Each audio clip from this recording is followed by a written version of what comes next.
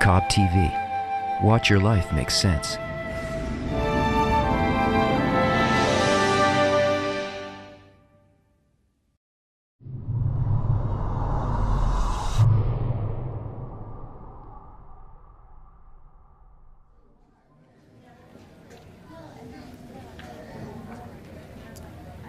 If you go down the hall to the History or Religious Studies department, you'll see there's a dispute in academic circles about the origin of the Zohar. Now, there's a few theories, but the main one divides between some profs who say it was written by Rabbi Shimon Bar Yochai, Rashbi, 18 centuries ago in ancient Israel, and some who say it was written by Kabbalist Moshe de Leon 8 centuries ago in medieval Spain, telling people that he wrote it, he copied it from a long-lost ancient manuscript by Bar Yochai. Basically, it comes down to a he said, she said, because after de Leon's death, when a scholar from Israel came to see the original, Moses' wife told him that the manuscript that he said that he had copied never existed. So 700 years later, the experts piled on. Now, modern scholars find that the Zohar is written in an artificial Aramaic with stray influences from medieval Hebrew, and that some plants and animals in the book aren't even native to Israel, but Spain. But then you've got to ask yourself, since it also mentions aspects of science and biology that we could have only recognized in the last decade or so, and by the same reasoning, how come they're not saying that it was written in the year 2000 by a scientist? That'd be crazy, right? They say what they say because they're not engaging the book on its terms. You can't judge this book by its cover or by its style or even the words it uses. You have to need what's in it.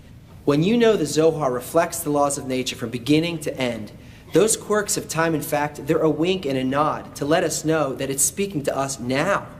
It's meant for us now, and it always speaks in the present. Forget about that. The history of the Zohar is really a story about the ripening and eventual readiness of the human spirit to grow. There's a unique quality about the presence of Kabbalistic writings. They play this hide and seek with our ability to measure them from the outside. That's because Kabbalists make efforts to conceal them so they can be found by people with a true need to seek them out. Their authors know that the process of change demands two conditions: the right moment and maturity of the soul.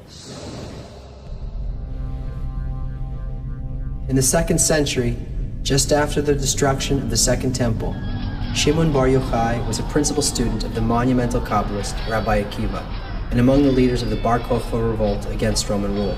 Tried in absentia, he was sentenced to death by the emperor, and for years they tried to capture him, but he seemed to have vanished. For 13 years he hid with his son in a cave in the Galilee, where they continued the study of the wisdom, and were granted the highest attainment of spiritual knowledge the Kabbalists from Abraham to Moses had acquired over the 3,000 years before his time, uncovering the entire system of nature. At the death of the emperor, Bar Yochai chose 9 students and called them Idra Rabbah, the Great Assembly. They were 10 men whose inner qualities precisely matched the qualities of the natural system. In a cave on Mount Meron, he and his students created the book of Zohar, telling them, "I am arranging you as follows. I will speak. My son Elazar will engage orally. Rabbi Abba will write, and the rest of the friends will converse in their hearts." He told them that the Zohar could only be revealed at the end of the exile, and its appearance to the masses would signal the completion of a 6,000-year period given for the correction of humanity. As soon as the Zohar was completed, it was hidden, because they knew at that time that the people of the world didn't need it, and therefore would not understand what it said.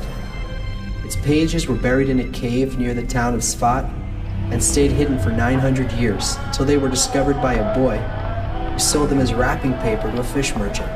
A Kabbalist from the town saw and immediately bought up what remained of the pages, collecting them into a book which was secretly studied in small groups, making its way to Spain 200 years later. Still, its meanings remained closed, until in 16th century Sfat, a young Kabbalist, Isaac Luria, the Ari, was able to grasp it at its deepest level. Using an arrangement of students similar to Rabbi Shimon's, he created works, the Tree of Life and the Gatehouse of Intentions, laying open the message and the method that had been locked in the book. From that point, anyone could study, provided they already possessed the correct intention and need. It's the nature of hidden things that they can only be discovered at a suitable moment when suitable souls are born into the world. It wasn't until the 20th century, and history's fiercest explosion of human desire, in the generation for which the Zohar was intended, that a unique soul appeared. That of Rabbi Yehuda Ashlag, called Baal HaSulam, the master of the ladder, the only Kabbalist in the 20th century to write commentaries on the Zohar and the works of the Ari. His work gave us the necessary final link connecting the lofty reach of the wisdom to our human experience. He is the only Kabbalist to ever offer a clear, working method that can be used by anyone in the world.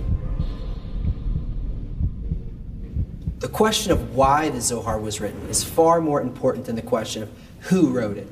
The Zohar can't be understood and felt directly. It requires preparation and an accurate preconception of spirituality. Baal HaSulam's introductions to the book of Zohar, they guide a person's approach. They cultivate our inner properties so they can clearly see it and we can enter it. And just as Shimon Bar Yochai said 2,000 years ago, millions of people around the world are now finding the Zohar, and through Baal HaSulam's works are able to open an entirely new level of existence. And now you are part of the story.